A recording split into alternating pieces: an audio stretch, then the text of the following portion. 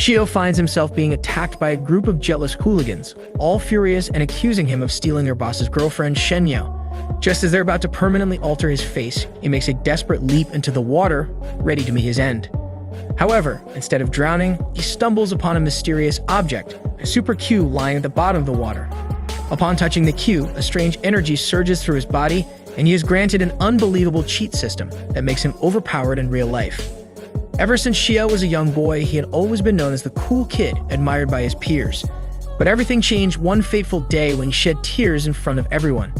His vulnerability became a source of ridicule, and he was mocked by his classmates. Shen Yao, who had always been his close friend, saw him sitting alone sulking outside the school after the incident.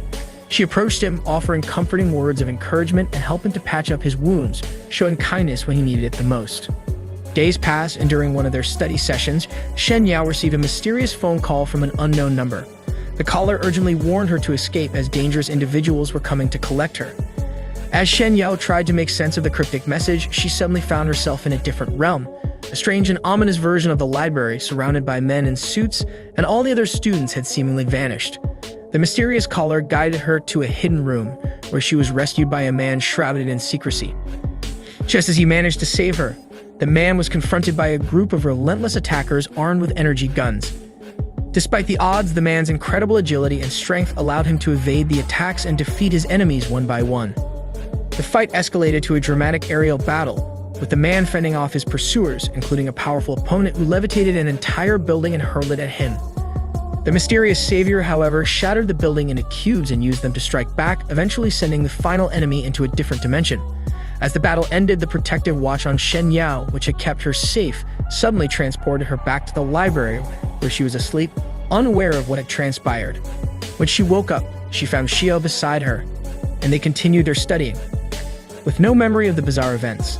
Years later, Shio finds himself once again in a dangerous situation. He's being beaten up by Sunjun, the leader of the North City gang, and his underlings. The cause of this attack? Shen Yao's confession of her feelings to Shio in front of their friends. Sunjun, a possessive admirer of Shen Yao, had taken it upon himself to teach Shio a lesson. As the hooligans beat Shio near a water bridge, Sunjun FaceTimes Shen Yao, using Shio's phone to show her the consequences of being involved with someone else. Although Shen Yao protests, Sunjun is determined to punish Shio. Just as Shio refuses to back down, he headbutts one of the gang members and leaps into the water to escape his attackers. Sunjun's men are furious and frantic, shouting for Shio to stop playing around and emerge from the water. But Shio, sinking deeper and deeper, is consumed by despair, feeling like a useless failure for not being able to protect the girl he loves. Just as he contemplates his impending demise, he notices something shining at the bottom of the water. Curious, he investigates and discovers a glowing cube. Upon touching it, the cube enters his body and begins to burn with intense energy, causing him excruciating pain. He soon finds himself within a cosmic cube, unsure of what's happening. A voice from within the cube informs him that he now possesses the ability to teleport within a 15-meter radius of the cube's location. Before Shio can fully comprehend the situation, he is teleported into the air above the water, panicking and thinking he's about to fall to his death. Instead, he discovers that he's floating, unable to make sense of the strange turn of events. Below, the hooligans continue searching for him, while Sunjun, sensing a strange presence, looks up only to find nothing. Shio, however, has already been teleported to a classroom. Confused and disoriented, he is bombarded with questions by the voice within the cube, which is now communicating directly with him, where he's not spotted by a guard. The cube transports him back to his room. As he cleans himself up, Shio receives a phone call from Shen Yao, who had been worried since she saw him fall into the water. She had feared he was dead, but is relieved to hear he's safe. Shen Yao suggests they report the incident to the authorities, as Sunjun and his gang had gone too far this time. However, Shio tells her to relax and not worry. He insists that she should get some sleep since it's late, cutting the call without revealing the truth of what had really happened. He knows that no one would believe his story even if he tried to explain it. After the call, Shio is left alone and the cube begins to speak to him again. It reveals that he is now the chosen user of a powerful artifact known as the Heraldry Q, the ultimate universe system. Despite its small physical form, the Q contains vast, unimaginable power. Shio demands answers, questioning why the cube is helping him, to which the cube responds that it is here to assist him in achieving his ultimate goal, becoming the king of the world. However, Shio has no interest in ruling the world. His only desire is to gain enough power to protect Shen Yao from the dangers that lurk around her. The cube informs Shio that he can increase his strength and abilities by absorbing special energy gems. While regular stones can aid in leveling up, they provide only minimal increments in power. To gain true strength, Xiao must obtain special gems. The cube scans his surroundings and points out various objects, including his mother's diamond ring and his father's charismatite stone, as examples of things that hold no energy force. But when the cube detects an energy gem in the garden, his microwave radiation ability to locate the glowing gem and uncovers it from the soil. Though unimpressed by its modest appearance, Xiao follows the cube's instructions and feeds the gem into the system. The gem pulsates with energy, increasing Xiao's strength by 2 points and his endurance by 1 point. These improvements translate into real-life combat abilities, making Xiao noticeably stronger. The next morning, Xiao wakes up feeling exhausted from the previous night's activities. He rushes to school, only to be scolded by Shen Yao for hanging up on her during their phone call. As they enter class, their friends tease Shen Yao about confessing her feelings for Xiao. However, the laughter is cut short when Sunjin and his gang storm the classroom, searching for the so-called Rizzler. The gang's thugs start roughing up one of the students, demanding to know Xiao's whereabouts. Xiao hides behind a book in the classroom, trying to stay out of sight from Sunjin and his gang. However, Sunjin seems to have spotted him, and with an unsettling smirk, he starts walking toward him. Xiao, now anxious about the impending confrontation, asks the cube if the power-up he received yesterday leave everything to him. Sunjin, visibly irritated by Xiao's boldness, grabs Xiao by the shirt, attempting to intimidate him. But Xiao stands his ground, refusing to show fear. He tightens his grip on Sunjin's hand, surprising the gang leader with his newfound strength. Sunjin can hardly believe how much stronger Xiao has become in such a short time. Just as things start to escalate, the teacher walks into the classroom, putting an end to the confrontation.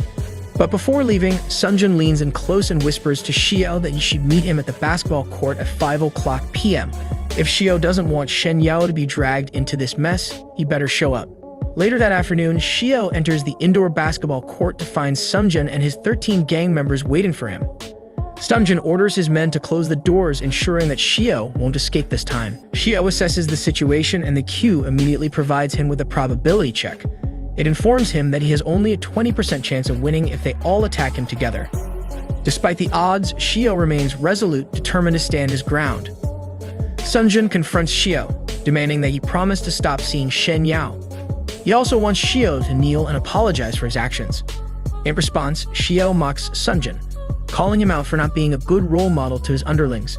He questions why Sunjin won't fight him one-on-one, accusing him of being too afraid to face him directly.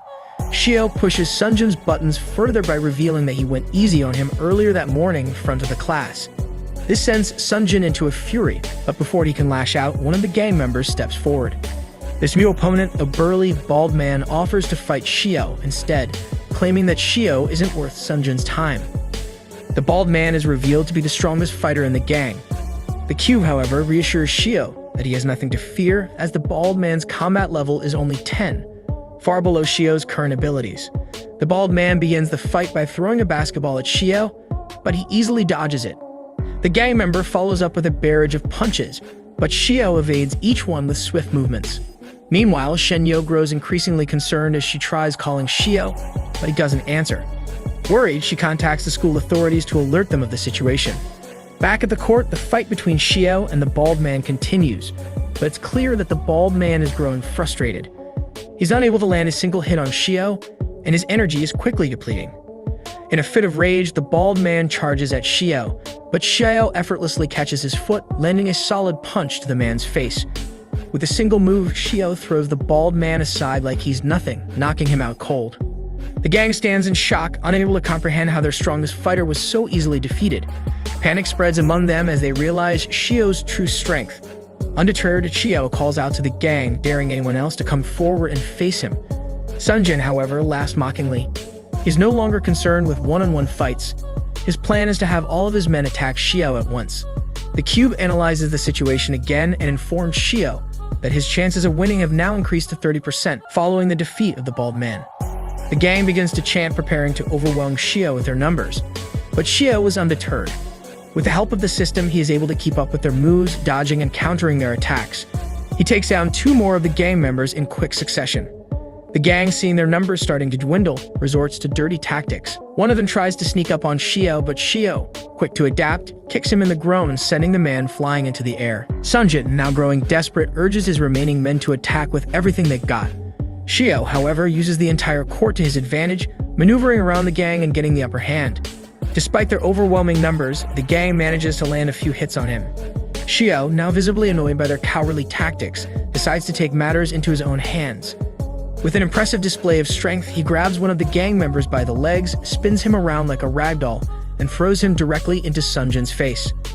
As Sunjin staggers, recovering from the blow, he looks around and realizes with dread that Xiao has already defeated every last one of his men. Fear fills his eyes as he realizes that he has messed with the wrong person.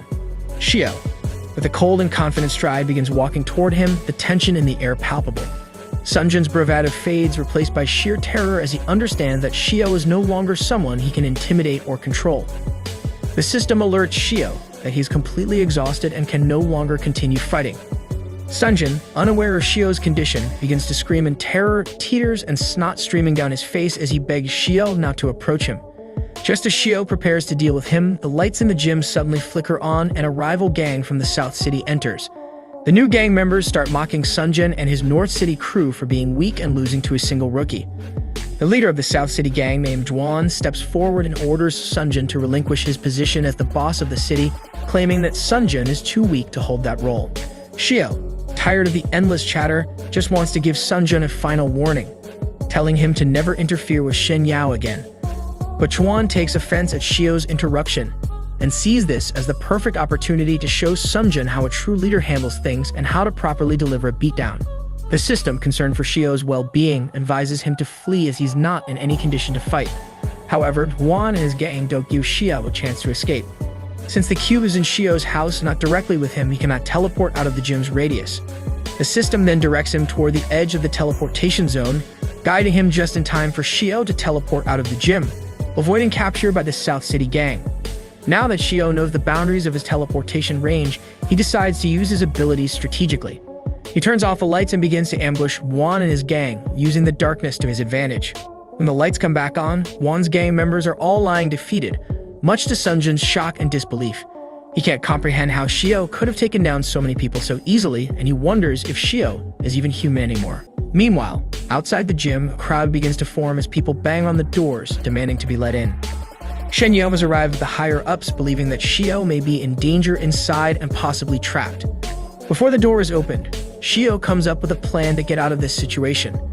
He notices Sunjin attempting to flee and decides to give him one final opportunity to save face. Xiao calls out to him, telling him to hold up. Sunjin, completely desperate and broken, falls to his knees and starts slamming his face into the ground, begging for forgiveness in an exaggerated display. Xiao surprisingly agrees to spare him, but only if Sunjin promises to admit his faults to the school administrators and turn over a new leaf. He also makes one final demand. Sunjin must swear to never, ever bother Shen Yao again. When the doors finally open, the higher-ups and Shen Yao are shocked to find Sunjin on his knees looking utterly defeated. Xiao pretends to punch him in the face, making it seem as though Sunjin had gotten into a huge gang fight in the gym while Xiao was merely an innocent bystander who got caught up in a conflict. This clever ruse helps Xiao avoid further suspicion, and he walks away with the situation diffused. After the ordeal, Xiao reflects on what has just transpired. He understands now that he has reached the limits of his current abilities. If he truly wants to protect those he cares about, he needs to become much stronger. With this in mind, Xiao embarks on a new quest, seeking out gems to boost his power. Unfortunately, most of the gems in his city are either already owned by others or too expensive for him to afford. Determined, Xiao decides to venture into the mountains near his home in search of special stones. He purchases treasure hunting equipment to make the search easier, but soon discovers that finding these gems isn't going to be as simple as he thought. Many of the gems are located in places that are either too dangerous or inaccessible for him to reach. His frustration grows when he spots one final gem located 15 meters underground. It seems impossible to retrieve as he can't dig that deep. Just as he's about to give up, the system informs him that the area where the gem is located is hollow. This means he might be able to teleport inside provided there's a gap somewhere. Thinking quickly, Xiao walks over to a body of water nearby. He believes that if there's a gap in the hollow space, water might seep into the cave. Standing on the surface of the water, Xiao uses his microwave radiation ability to locate the opening. Once he identifies the gap, he successfully teleports into the cave where the gem awaits him. However, as he ventures deeper into the cave, he encounters an obstacle. The passageway leading to the gem is completely blocked, preventing him from teleporting any further. At this moment, Shio feels defeated and frustrated. But just as he's about to give up, a gentle breeze blows through the cave, signaling the presence of another gap. Using the same technique, he locates the opening and teleports to the final destination where the gems are kept. Unfortunately, when he arrives, he finds that the gems are hanging from the ceiling, just out of reach. Determined not to fail, Shio ties himself to a nearby rock to prevent himself from falling into the water below while he tries to retrieve the gems. Since he can only teleport a limited number of times, this rope method is his best option to safely collect the gems without risking his life. While collecting the gems, disaster strikes. One of the stones slips from his grasp and falls into the water below. Panicking, Shio uses his microwave radiation to locate where it landed, but instead of finding the gem, he senses something far more dangerous: a massive snake lurking behind him. With his current power level, there's no way Shio can win against such a creature. As the snake attacks, Shio tries to defend himself with a shovel, but the snake is relentless, and during the struggle, Shio backs up and falls over the edge of the cliff. The rope that had been holding him snaps, and Shio plunges into the water below. The snake wastes no time closing in on him and preparing to strike. In a desperate mood to save himself, Shio teleports into the cube, narrowly avoiding death. However, since he only managed to collect 11 out of the 12 stones, the system informs him that it's now possible to synthesize 3 gems to create a higher-level gem. The system explains that there are 3 levels of gems: elementary, intermediate, and advanced. Elementary gems offer only a small boost to attributes, but advanced gems can provide a massive increase in power and might even unlock special abilities. Excited by the possibility, Shio tells the cube to synthesize the gems into advanced level ones. The system agrees but informs him that it will take 100 hours to complete the synthesis. Shio is devastated by the wait, but the cube suggests that he absorb the remaining 2 gems he collected to level up. This will allow him to gain enough strength to defeat the giant snake when the time comes. After absorbing the 2 gems, Shio teleports back into the cave. Thanks to his enhanced speed and spiritual attributes, he is now able to defeat the snake with ease. Once the creature is vanquished, Shio retrieves the final gem, which turns out to be another elementary level stone. He decides to absorb it as well, further increasing his power. Meanwhile, outside the gym, Sungjin and Wan, still reeling from their defeat at Shio's hands, find themselves bonding over their shared humiliation. They decide to go out drinking and plot their revenge on Shio, vowing to get back at him for everything he's done. This brings the episode to a close with Shio's journey toward greater strength. The anime opens by creating a creepy doubt right from the start. What happens to our social media after we die? Does everything get deleted? People say that posting after death has no meaning. Everything ends. But maybe that way of thinking is wrong. Perhaps there is a deeper and more terrifying truth hidden behind it, one that we cannot see yet. Soon, we are introduced to the protagonist, Soji. He is known as a true provocateur, a person who deliberately creates trouble. He starts fights, beats his opponents, makes money at their expense, and feels victorious. His actions practically irritate everyone. Despite this, he seems completely fascinated by people's reactions. Whenever he reads hate-filled comments, he becomes even more excited. For him, it is thrilling, because the more people hate him, the more money he makes. Inside a train, it is possible to hear how his name is spreading by word of mouth, and how his controversial opinions are circulating. His channel continues to grow. In his most recent video, Suji defeated an MMA fighter and ran away despite witnesses being present. People say they hate him, but they cannot stop watching his videos. At first glance, Suji appears to be a cold and resilient person, someone who is difficult to deal with. However, everything changes when it comes to his sister. When they meet at the hospital, he shows genuine concern. His sister asks if he can sit beside her and tells him not to overwork himself. Her name is Akari, also called Kari. She gets irritated and asks why he did not reply to her messages. Suji explains that he had some pending work to take care of and says that he brought her a small gift. Akari knows her brother very well and understands that it took him so long because he was finishing his work. She notices that he is eating alone and tells him to stop. Suji suggests that they can eat together. However, his sister reminds him that he is only allowed to eat 1 sweet per day. She asks how many he ate today. He lies and says 3, but she does not believe him at all. Under pressure, he confesses that he ate 6 sweets, for which he receives a strong scolding. She emphasizes that he should maintain a balanced diet instead of surviving on soda, tuna, pizza, and hamburgers.